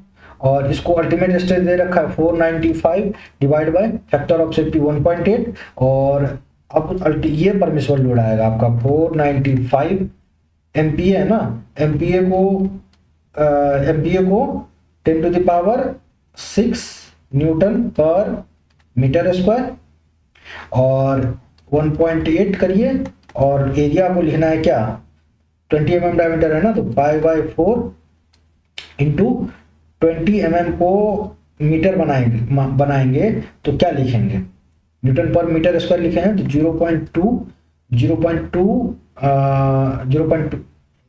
ये कितना 20 mm ना, तो डिवाइड बाय 1000 करोगे तो 0.02 हो जाएगा, 0.02 का स्क्वायर हो जाएगा। अब इसको डिवाइड करना है, कैलकुलेटर निकालिए और फटाफट आंसर कर दीजिए, 0.7854 इंटू 0.2 गुना 0.2, 0.02 गुना 0.02, ठीक है 0.02, ये हो गया इक्वल टू, और गुना कर दो इसको 495 से, 495 into 10 to the power 6 into 1 2 3 4 5 6, ये हो गया, और डिवाइड कर दीजिए इसको कितने से 1.8 से, ये 1.8 से, तो ये कितना आ रहा है 1.8 से ये आ रहा है 86,394, ये आ गया आपको लोड आ गया 86,394, ये क्या है, ये क्या आया मीटर स्क्वायर में, मीटर स्क्वायर से मीटर स्क्वायर कट गया, ये आया न्यूटन में, न्यूटन आया, न्यूटन को किलो न्यूटन बनाओगे तो 1000 से डिवाइड कर दोगे, तो ये क्या हो जाएगा, ये P इक्वल टू क्या लिखोगे 86.394 किलो न्यूटन, ये हो गया आपका आंसर। ठीक है, तो 86.394 किलो न्यूटन, इसका 225 का आंसर जा रहा है बी, 225 का आंसर जा रहा है बी। 226 पे आइए, कंसेप्ट को क्लियर करते हुए चलना है। ये आपका 225 हो गया, 226 पे है। The ratio of Young's modulus to bulk modulus is 1.8। Young's modulus equal to 3k 1 - 2 mu लिखते हैं। वो बोल रहा है कि E/K इक्वल टू दे रखा है 3 × 1 - 2 म्यू, और E/K का वैल्यू दे रखा है 1.8। Ratio of Young's modulus to bulk modulus is 1.8। Then the Poisson ratio पूछा है 1.8 3 × 1 - 2 म्यू, और 3 से काटिए तो 0.6 और 0.6, और ये -1 इधर आ गया तो -2 म्यू हो गया। तो ये क्या हो गया 0.4 -0.4 इक्वल टू -2 म्यू, तो ये कट गया। तो म्यू इक्वल टू क्या लिखेंगे 0.2, म्यू इक्वल टू लिखेंगे 0.2। 226 का आंसर हो गया आपका सी। 226 का आंसर सी। 227 पे आइए, 227 पे आइए। For the beam carrying UDL the strain energy will be maximum in case of the beam. देखिए कैंटिलीवर बीम बोला है और यूडीएल बोला है, तो यूडीएल लगा दीजिए, और सिंपली सपोर्टेड बीम बोला है और यूडीएल बोला है। सिंपली सपोर्टेड ये बीम है, और ये है सिंपली सपोर्टेड बीम, और यूडीएल बोला है। यूडीएल बोला है। प्रॉप्ड कैंटिलीवर बीम बोला है, तो प्रॉप्ड कैंटिलीवर बना दीजिए और यूडीएल लगा दीजिए इसमें। और फिक्स्ड एंड बोला है, फिक्स्ड एंड बोला है और यूडीएल लगा देना है, यूडीएल लगा देना है। अब ये सारा कर दिया हमने। अब आ जाएंगे, अब इसके आगे हमको करना है इसका सॉल्यूशन। ठीक है, इसका सॉल्यूशन करना है इसके आगे। इसका सॉल्यूशन आप कैसे करोगे, चलिए करते हैं। इसका ये कितना है हाँ, तो इसमें आएगा कैंटिलीवर में क्या होगा, मोमेंट निकाल के बताइए। पहले तो स्ट्रेन एनर्जी की बात करेंगे ना, पहले स्ट्रेन एनर्जी की बात करें। स्ट्रेन एनर्जी की बात करते हैं तो बीम करेंगे strain energy U equal to क्या होता है 1/2, और स्ट्रेन एनर्जी को मोमेंट के टर्म में लिखना है। यहाँ पे स्ट्रेन एनर्जी को मोमेंट के टर्म में लिखेंगे तो U इक्वल टू क्या लिखते हैं m²L/2EI। तो strain energy is directly proportional to m²। जिसका जितना ज्यादा m होगा, यानी कि ये मोमेंट होगा, उसका उतना ज्यादा होगा। तो इसका मोमेंट कितना लिखोगे WL²/2 लिखते हो, यही लिखते हो ना WL²/2।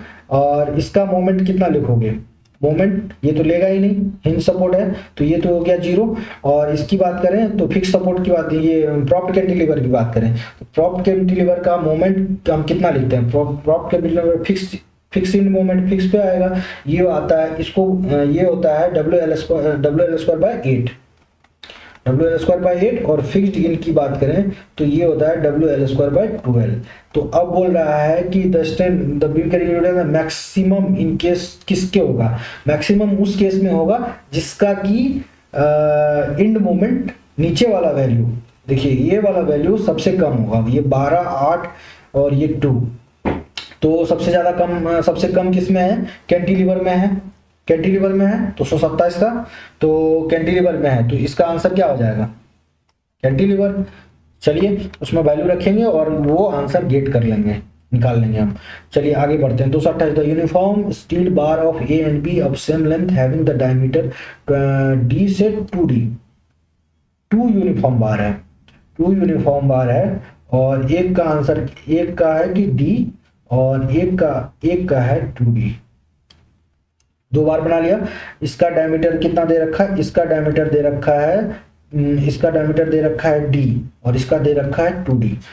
Are subjected to tensile force P and 2P। इसमें दे रखा है P, इसका लग रहा है P और इसका लग रहा है 2P। क्वेश्चन पढ़ते जाइए और डायग्राम ड्रॉ करते जाइए। 2P लग रहा है respectively. Then the strain energy in both the case. चलिए स्ट्रेन एनर्जी U1 लिखते हैं इसमें, पहले वाला केस ये है और दूसरा वाला केस ये है। स्ट्रेन एनर्जी पहले वाले केस के लिए क्या लिखेंगे, क्या लिखोगे, स्ट्रेन एनर्जी लिखते हैं 1/2P इंटू डेल्टा, और 1/2P और सेल्फ पुल की वजह से क्या लिखेंगे डेल्टा PL/AE। तो ये क्या लिखेंगे P²L/2AE। ये आ गया U1। U2 की बात करें, U2 की बात करें तो P² 1/2P इंटू डेल्टा, इसके लिए भी वही लिखेंगे 1/2 पी का वैल्यू देखिए, पी का दे रखा है 2p, और डेल्टा को लिखेंगे पी एल अपॉन ए लिखेंगे ना, पी एल अपॉन ए, पी के जगह पे क्या लिखेंगे 2p पी एल अपॉन ए ई। अब करिए इसको सॉल्व, ये क्या हो गया, 2 दूना 4, 4/2, तो ये 2 से तो ये 2 कट गया, तो ये क्या हो गया 2p², या फिर इसको नहीं भी काटिए, दोनों सेम में सेम दिख जाएगा हमको, ठीक।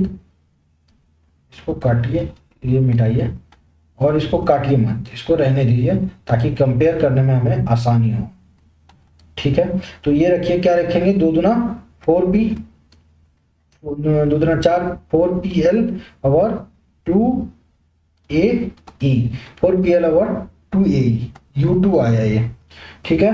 Then the strain energy both the rod will be, strain energy दोनों रॉड में कितना हो जाएगा, ठीक है।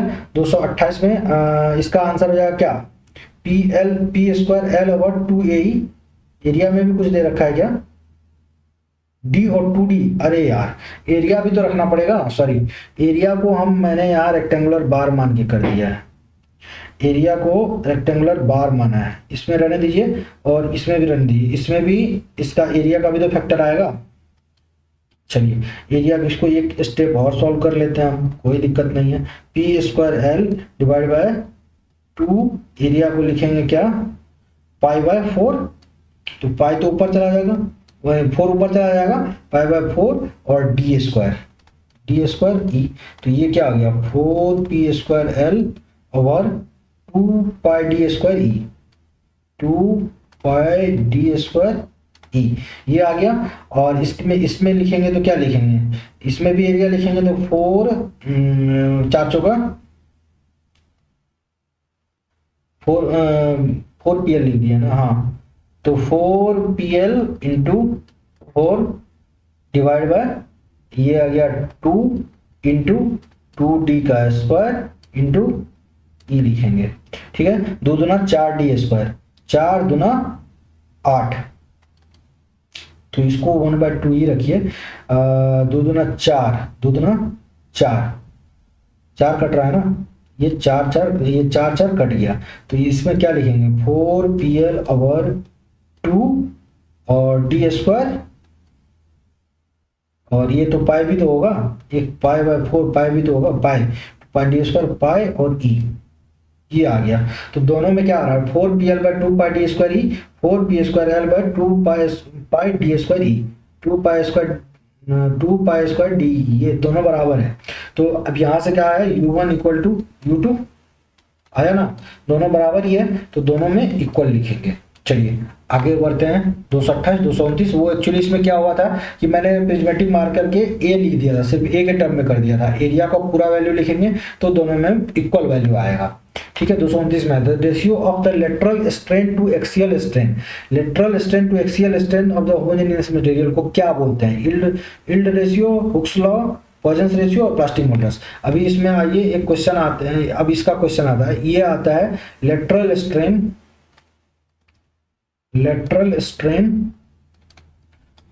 टू एक्सियल स्ट्रेन और लॉन्गिट्यूडिनल एक्सियल स्ट्रेन। लेटरल, आप कुछ याद आ रहा हो आपको, इसको बोलते हैं पॉइजन रेशियो, इसको बोलते हैं पॉइजन रेशियो, और ये माइनस साइन होता है, ठीक है। तो अभी मैग्नीट्यूड की बात करें तो इसको बोलते हैं पॉइजन रेशियो। 229 का हो जाएगा आपका आंसर सी। 230 में आते हैं। 230 में a bar of length L and diameter D, cross section area A, strain produces under the action of load W, then Young's modulus of elasticity of the wire, Young's modulus of elasticity of the wire 230 में पूछा है। तो Young's modulus को क्या, Young's modulus पूछा है ना, तो हम पहले क्या लिखते हैं, डेल्टा एल इक्वल टू क्या लिखते हैं PL अपॉन ए, और E पूछा है आपको, Young's modulus of elasticity मतलब E निकालना है, तो ये ही निकालना है। तो इसको क्या लिखेंगे, पहले तो इसको स्ट्रेन बनाते हैं, स्ट्रेन दे रखा है ना, स्ट्रेन प्रोड्यूस एस, तो स्ट्रेन बनाते हैं इसको, तो चेंज इन लेंथ और इस एल को इधर भेजिए तो क्या हो गया P अपॉन ए, और ये वैल्यू क्या है, ये वैल्यू को आपको स्ट्रेन और इसको एस बोला है, ये है स्ट्रेन, ये है स्ट्रेन, इसको स्ट्रेन बोलते हैं, और ये वैल्यू आपको एस दे रखा है, तो ये क्या हो गया S equal to P by A.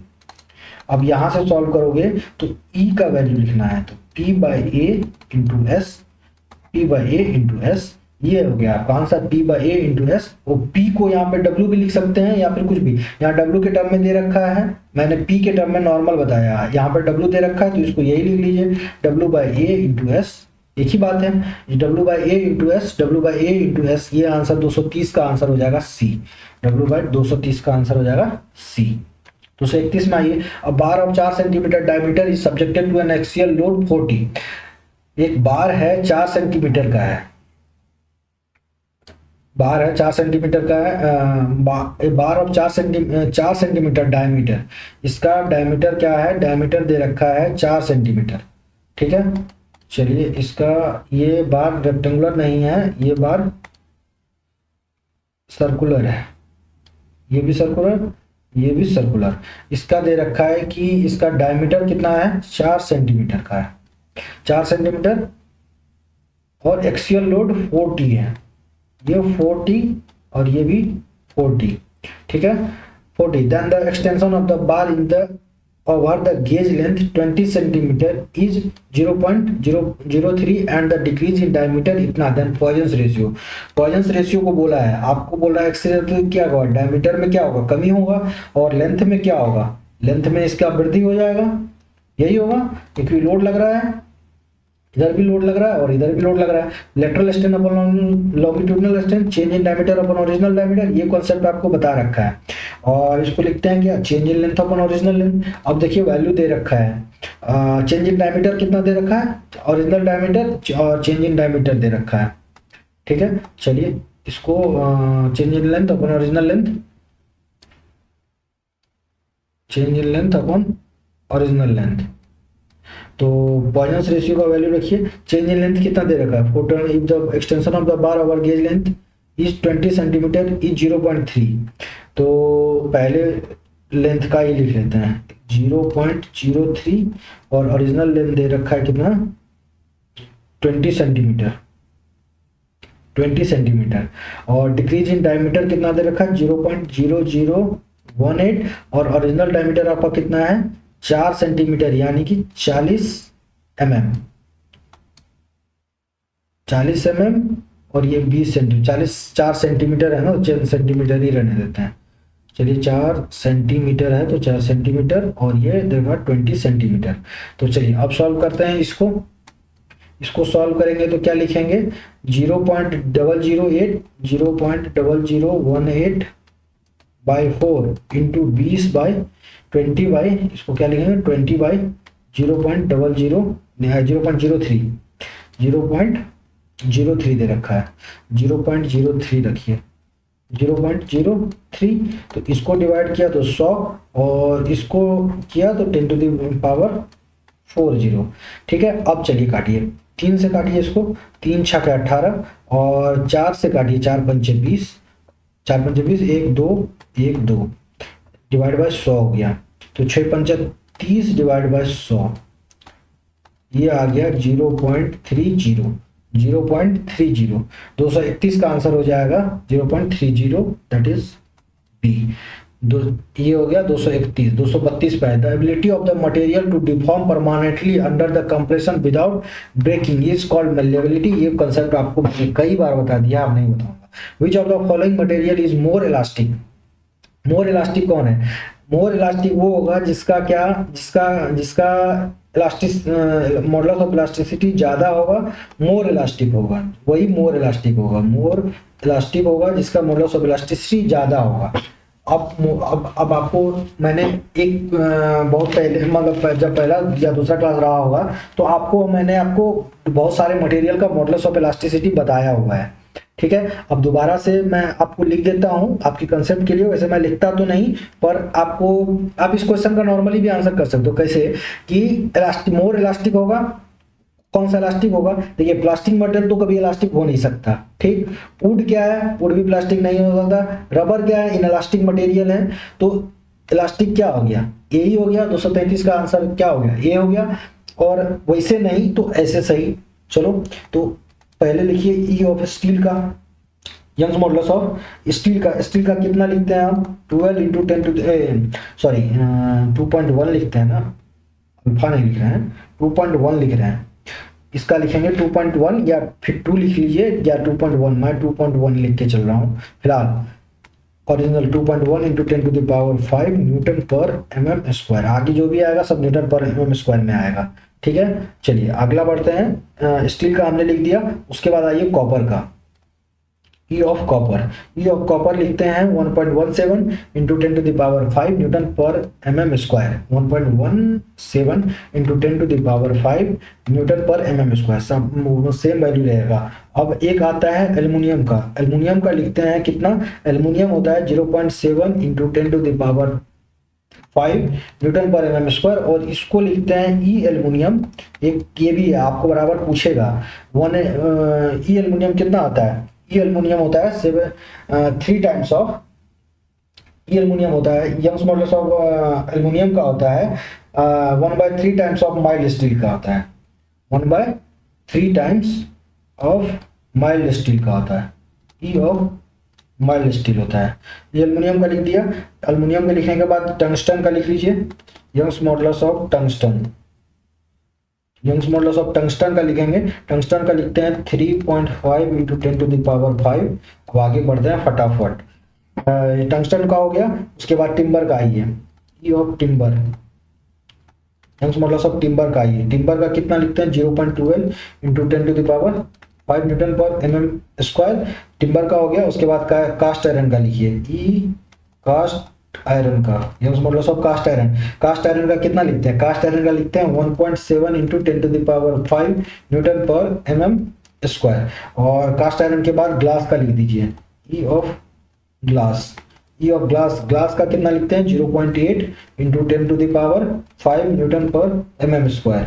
और ई कंक्रीट का लिखना होगा तो क्या लिखते हैं 1/10 to 1/25 times of E of mild steel, ये लिखते हैं। चलिए ये सारा वैल्यू आपको दे दिया है और पहले भी लिख दिया है, आप इसको याद कर लेंगे। अब मिला लीजिए, स्टील का सबसे ज़्यादा होता है 2.1, उसके बाद 1.7 इतना, और इससे भी ज़्यादा टंगस्टन। अगर इसमें कहीं टंगस्टन रहता ना तो यंग्स मॉडुलस टंगस्टन का ज़्यादा हो जाता। ठीक है, तो यहाँ पे फिलहाल अभी स्टील को लेके चलेंगे। ये आ गया आपका आंसर।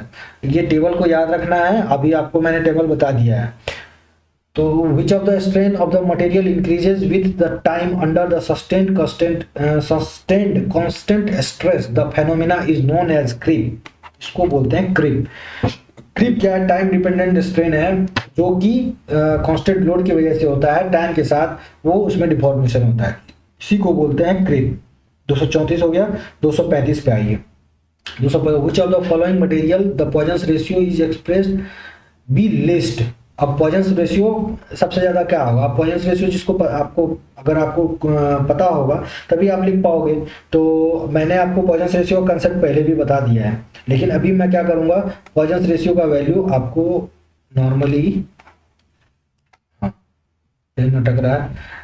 पॉइजंस रेशियो का वैल्यू आपको कहाँ से कहाँ तक होता है, पॉइजंस रेशियो का वैल्यू 0 से लेकर 0.5 तक होता है, और इंजीनियरिंग मटेरियल के लिए, इंजीनियरिंग मटेरियल के लिए होता है। ठीक है, और पॉइजंस रेशियो का -1.5 वो होता है, लेकिन नॉर्मली अगर हम बात करें तो -1 से लेकर के mu equal to less than equal to 0.5, normally इससे ज़्यादा कम नहीं होता है। और 1.5 भी एक होता है, वो रिएक्टिव मटेरियल के लिए लिखते हैं, जैसे कि ह्यूमन ब्लड और टिश्यू, ये सब के लिए लिख देते हैं। फिलहाल अभी आपको हमको पॉइजंस रेशियो का रेशियो बताना है, तो आपको मैं कुछ वैल्यू लिख दे रहा हूँ, आप प्लीज़ उसको नोट डाउन कर लेंगे या फिर जैसे भी होगा आप उसको रिमेंबर कर लीजिए। पहला पॉइजंस रेशियो मैं लिखने जा रहा हूँ, इसमें किसका, गोल्ड का। गोल्ड का पॉइजंस रेशियो होता है 0.44, ये पॉइजंस रेशियो मैं लिख रहा हूँ। ठीक है, गोल्ड का 0.44 फटाफट लिखते जाएंगे। ब्रॉन्ज का लिखते हैं कितना, ब्रॉन्ज का होता है 0.35, ब्रॉन्ज का 0.35 ब्रॉन्ज। और स्टेनलेस स्टील का नियरली सेम होता है, 0.35 मान के चलेंगे। उसके बाद एल्युमिनियम का लिखेंगे तो कितना लिखेंगे 0.33। उसके बाद स्टील का लिखेंगे तो क्या लिखेंगे, स्टील का लिखते हैं कितना 0.25 से लेकर के और 0.30 के तक होता है। इसको नॉर्मली अगर हमको लिखना होगा तो कितना लिखते हैं 0.288 लिखते हैं या 0.278, ये आपको कुछ भी मिल जाएगा तो इस रेंज में मिल जाएगा। स्टील का हो गया। उसके बाद एक कास्ट आयरन का आता है, कास्ट आयरन कास्ट आयरन का क्या लिखते हैं, कास्ट आयरन का लिखते हैं 0.2 से लेकर के 0.3 तक, नॉर्मली इसको लिखते हैं 2.70। कास्ट आयरन का हो गया। उसके बाद आ जाइए कंक्रीट का, कुछ इंपॉर्टेंट मटेरियल है कंक्रीट का, आपको मिलता रहेगा 0.1 से 0.2, नॉर्मली लेके सकते हैं 0.15, ये हो गया आपको ये। अब उसके बाद स्टील, इसके बाद क्या लिखा है, कंक्रीट, कंक्रीट का लिख दिया ना, कंक्रीट का लिख दिया। अब लिखिए कॉपर का, कॉपर का भी नहीं लिखा है ना, कॉपर का नहीं लिखा है। कॉपर का लिखेंगे तो ये होता है 0.33 से लेके 0.35 तक या 36 तक होता है, नॉर्मली इसको क्या लिखते हैं 0.355 तक। ये 3.6 रख लीजिए, 3.55 नॉर्मली इसको 3.55 लेके चल लेते हैं। कॉपर का हो गया। उसके बाद एक मटेरियल आता है वुड, वुड एक बहुत ही इंपॉर्टेंट मटेरियल है। वुड का पॉइजन रेशियो आपको याद रखना है 0.25 होता है, वुड का हो गया। उसके बाद incompressible fluid, incompressible fluid, rigid material, rigid material और कॉर्क, इन तीनों का वैल्यू होता है 0, ठीक है। और उसके बाद आपको ग्लास का, एक ग्लास का भी लिख लीजिए, ग्लास का आपको पूछ सकता है। ग्लास अभी तक क्वेश्चन अपने पास आया नहीं है पर ये क्वेश्चन है। अगर हम ग्लास का लिखें पॉइजन रेशियो, तो ग्लास का कितना होता है पॉइजन रेशियो, ग्लास का पॉइजन रेशियो को जो जो बताएगा वो कमेंट करता हुआ जाएगा। 0.02 से लेकर के 0.03 तक जाता है, 0.03 तक जाता है ग्लास का। और उसके बाद हो गया नायलॉन, नायलॉन, नायलॉन का लिखते हैं 0.40। और उसके बाद आइस, आइस का भी नहीं आया अभी तक, आइस का भी आ जाएगा आज नहीं तो कल, 0.33 लिखते हैं आइस का। और मेटल का तो आपको पता ही होगा, मेटल का कोई भी मेटल होगा, मेटल होगा तो 0.25 से लेकर के 0.40 तक इसका लेके चलते हैं, 0.25 से लेके 0.40 तक इसका लेके चलते हैं। ये हो गया। तो अब आइए क्या बोल रहा है, तो which of the following material Poisson ratio is expected to be least, सबसे लीस्ट किसका होगा। स्टील का कितना लिखते हैं, चलिए स्टील का लिखते हैं 0.288 स्टील का। कास्ट आयरन का कितना लिखते हैं, कास्ट आयरन का लिखते हैं 0.2 से लेकर के 0.3 तक होता है, 0.288 लिखते हैं, 0.270 लिख के मान के चलते हैं। कास्ट आयरन का 2.70 के करीब होता है, कास्ट आयरन का ये हो गया 0.288, 0.270 के करीब होता है।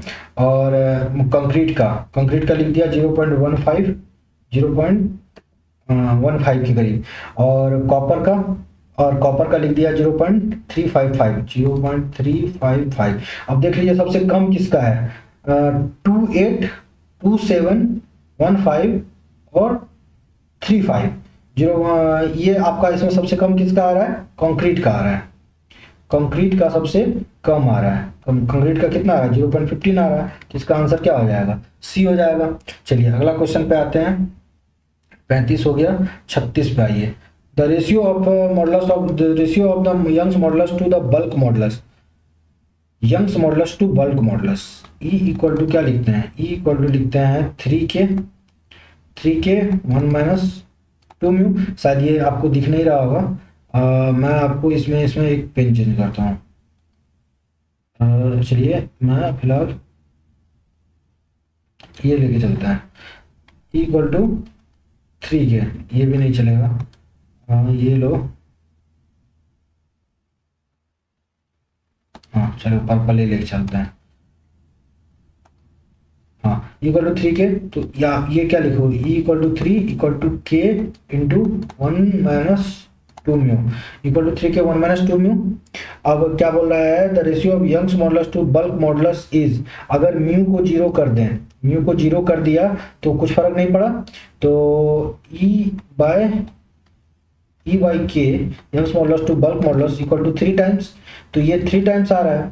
तो लेस देन इक्वल टू 1/3, ये नहीं होगा, लेस देन इक्वल टू 1/2 नहीं, ये भी नहीं, तो ये क्या हो जाएगा 1/3 हो जाएगा। नॉर्मली तो ये ई बाई के का रेशियो आ रहा है 3, लेकिन ये bulk modulus, the ratio of Young's modulus to bulk modulus, Young's modulus to bulk modulus is 3। तो नॉर्मली 1/3 का मतलब क्या आ गया, 1/3 का मतलब हो गया 0.33, और ये आ रहा है 3, तो ये क्या आ गया ज्यादा है, तो मोर देन 1/3 हो गया। इसका आंसर हो जाएगा मोर देन 1/3। 36 हो गया, 37 पे आइए। Modulus of elasticity is, modulus of elasticity क्या आता है, स्ट्रेस अपॉन स्ट्रेन होता है। अब या फिर ये नॉर्मल स्ट्रेस, ये सब बता रखा है, normal stress upon normal strain होगा,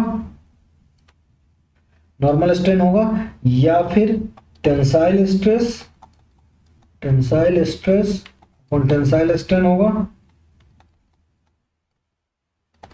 ये कुछ भी होगा लेकिन स्ट्रेस अपॉन स्ट्रेन का रेशियो होगा, या फिर compressive stress, compressive stress upon compressive strain,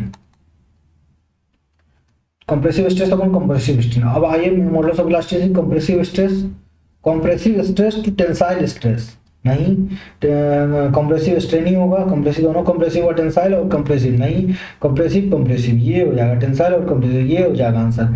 इसका आंसर हो जाएगा 237 का आंसर हो जाएगा सी। 238 पाइए the unit of stress, stress को क्या लिखते हैं, sigma equal to P by A, और इसका पूछा यूनिट पूछा तो पी मतलब फोर्स, फोर्स मतलब न्यूटन, और एरिया को क्या लिखते हैं मीटर स्क्वायर, तो एसआई यूनिट है ये, एसआई यूनिट क्या हो गया न्यूटन पर मीटर स्क्वायर, तो इसका आंसर हो जाएगा सी। चलिए न्यूटन पर मीटर स्क्वायर हो गया। उसके बाद अगला answer the Young's modulus of the Young's modulus to modulus of rigidity, यानी कि ई बाई जी पूछा है, E equal to 2g 1 plus mu लिखते हैं, ई बाई जी को इधर भेज दिया तो 2 प्लस 1 प्लस म्यू हो गया, 2 इंटू 1 प्लस पॉइजन रेशियो 0.2 दे रखा है, तो ये क्या हो गया 2.4, ई बाई जी इक्वल टू कितना हो गया 2.4, तो ये इसका आ जाएगा 2.4, 2.4, या फिर 2.4 नहीं दे रखा है इसमें तो इसको आप कर लीजिए 2.4 डिवाइड बाई, इसको 10 करिए, 2 से काटिए 12, 2 से काटिए 5, तो ई बाई जी आ गया अब 12 divide by 5, 12 divide by 5, format formula he 12 divide by 5, 239 का आंसर हो गया कितना, 239 का आंसर हो गया ए, 239 का आंसर हो गया ए। अब आइए 240 में, 240 में आइए, with the percentage increase in carbon steel क्या डिक्रीज करेगा।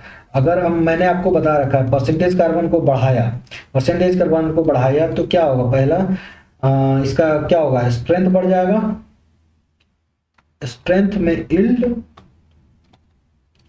और अल्टीमेट, इल्ड एस्टिमेट भी बढ़ जाएगा, अल्टीमेट स्ट्रेंथ भी बढ़ जाएगा, स्ट्रेंथ हार्डनेस बढ़ जाएगा,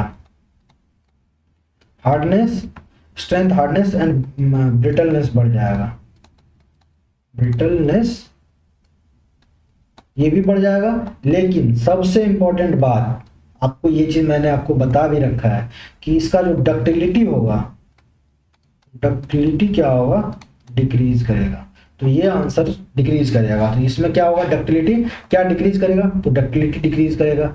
240 का आंसर क्या हो गया, 240 का आंसर हो जाएगा डक्टिलिटी, 240 का आंसर हो गया डक्टिलिटी, 240 हो गया 241 पे आइए, 241 पर शेप फैक्टर में भी डिफाइंड एज, शेप फैक्टर को क्या लिखते हैं, शेप फैक्टर लिखते हैं MP बाय MY और ZP बाय Z, इसको ये लिखते हैं, तो elastic modulus ZP by Z लिखते हैं, ठीक है। इलास्टिक मॉडुलस या elastic modulus to lateral strain, plastic modulus to elastic modulus, plastic modulus to इसका आ जाएगा 241 का ना, elastic modulus to plastic, elastic to plastic नहीं, modulus of rigidity to modulus of elastic, plastic modulus to rigidity modulus ये भी नहीं, ये भी नहीं, elastic modulus to lateral strain है ये भी नहीं, plastic modulus to elastic modulus MP by MY, ये 241 का आंसर ये ठीक लग रहा है, ये इलास्टिक ये ठीक है, MP बाय MY और ZP बाय ZY। शेप फैक्टर में भी डिफाइंड एज द क्या होता है, शेप फैक्टर को डिफाइन करना है तो इसको elastic modulus to plastic modulus to elastic modulus भी रख सकते हैं, यही रख सकते हैं, plastic modulus to rigidity modulus, lateral strain, plastic modulus, अरे यार कुछ भी लिख रहा है ये। चलिए आगे बढ़ते हैं, छोड़िए 241 का आंसर हो जाएगा क्या, ये 242 पे आइए, द 1 न्यूटन पर mm स्क्वायर को 1 पास्कल भी लिख सकते हैं वो, या 1 न्यूटन पर mm स्क्वायर, इसको 1 MPa लिखते हैं, इसको 1 MPa लिखते हैं, 1 न्यूटन पर mm स्क्वायर 1 MPa, 1 न्यूटन पर mm स्क्वायर, इसको लिखिए 1 MPa, इसको लिखते हैं 1 MPa, इसको लिखते हैं कितना 1 MPa। चलिए आगे बढ़ते हैं 242 में। अब 242 नंबर क्वेश्चन को 242 नंबर हो गया, 242 हो गया, 243 पे आइए, 243 पे। What is the Poisson's ratio of ice, अभी बताया था पॉइजन्स रेशियो, देख लीजिए पॉइजन्स रेशियो, अभी आइस आइस का बताया आपको, पॉइजन्स रेशियो ऑफ आइस का बताया कहाँ पे, ये 0.33। अब यहाँ पे आइए आंसर मैच कर लीजिए, 0.30 के आसपास कौन सा मिल रहा है, 0.30। What is the Poisson's ratio of ice, 0.33, 43 का आंसर हो जाएगा कितना, 43 का आंसर हो गया सी। पॉइजन्स रेशियो ऑफ आइस का 0. ये आंसर हो जाएगा 0.C। 43 का हो गया, 44 पे आइए, 44 पे, 44, 43, 44 पे आइए।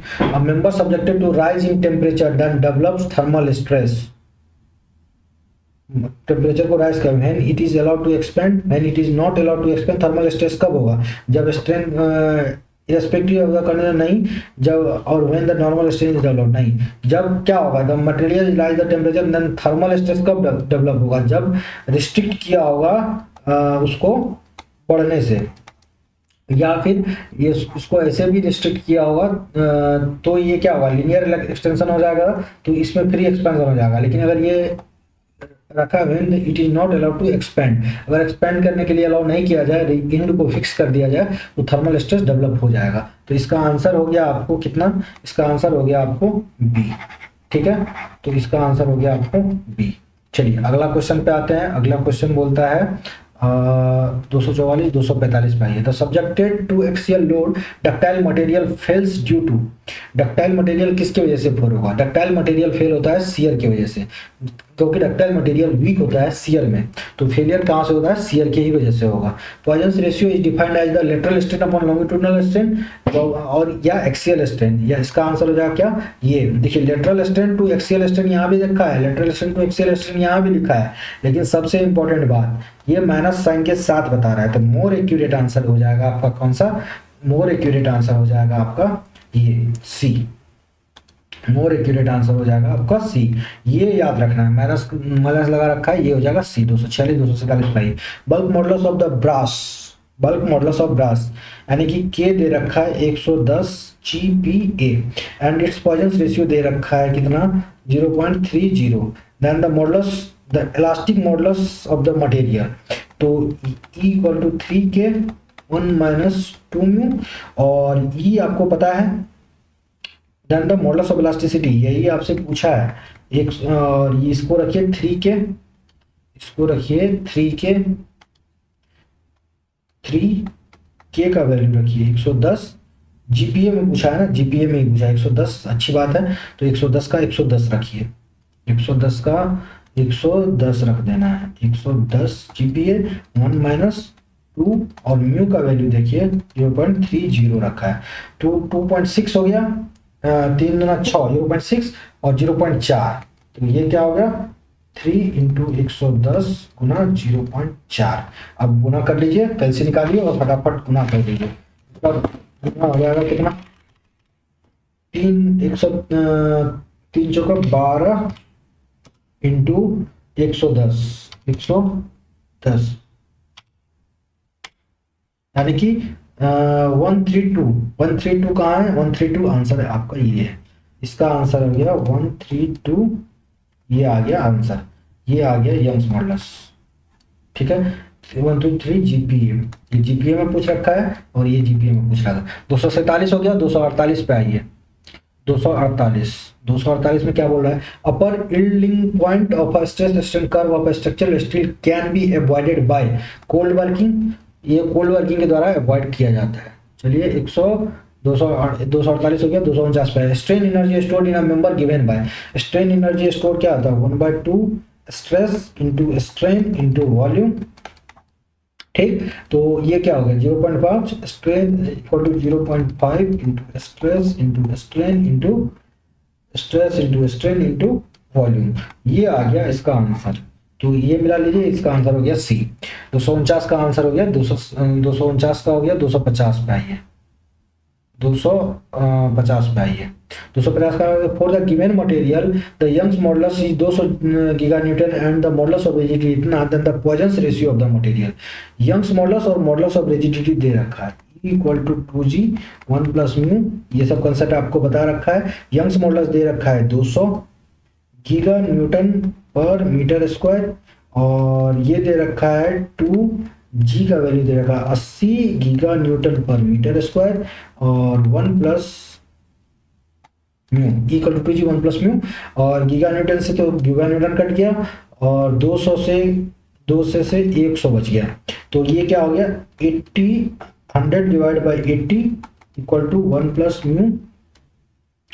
इसको सॉल्व करिए तो ये क्या हो गया 10/8 10/8 करिए, 10/8 करिएगा 1.25 हुआ, तो 1 प्लस म्यू इक्वल टू 1.25, तो म्यू इक्वल टू कितना आ गया, ये किधर कट गया तो 0.25, म्यू इक्वल टू 0.25। इसका आंसर हो गया 250 का आंसर हो गया सी। ठीक है, तो चलिए अब आपका 250 हो गया 251। अब चलिए ये देखिए ये नीचे सारा आंसर दिया हुआ है, आप इसको आंसर को मैच कर सकते हैं। आप अगर चाहो तो स्क्रीनशॉट ले लो, और इसमें हो सकता है कि कुछ आंसर गलत होगा, चेक किया हुआ मे भी हो सकता है कि इसमें कुछ इशू आ जाए, लेकिन आपको जो मैंने क्वेश्चन बताया है, आपको जो मैंने क्वेश्चन में आंसर बताया है मोस्टली वही सही है, और आप उसी को इंक्लूड करके चलेंगे और सीधा आप इसको इसमें आप इससे मैच कर लेंगे। अगर मैच कर गया तो ठीक है, नहीं तो आंसर मैंने आपको प्रॉपर बता दिया है।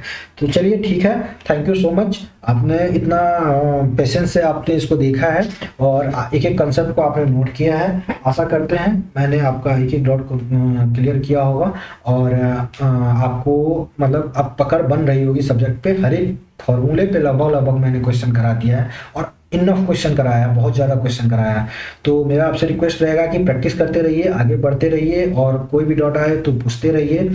चलिए इसी सब के साथ आप अपने हौसले को बुलंद रखिए, तैयारी करते रहिए। मिलते हैं अगले क्लास में फिर नए शुरुआत से, और मोटा मोटी 1 या 2 दिन में ये चैप्टर खत्म हो जाएगा। तो इसके बाद क्या करें, 250 हो गया करीब। अगला नेक्स्ट लेक्चर में क्या करेंगे, कोशिश करेंगे कि इसको खत्म कर दें, थोड़ा जो भी बचा हुआ क्वेश्चन होगा वो निपट जाएगा इसी में। तो कोशिश करते हैं, देखते हैं। चलिए तब तक के लिए bye bye, ta-ta, thank you so much.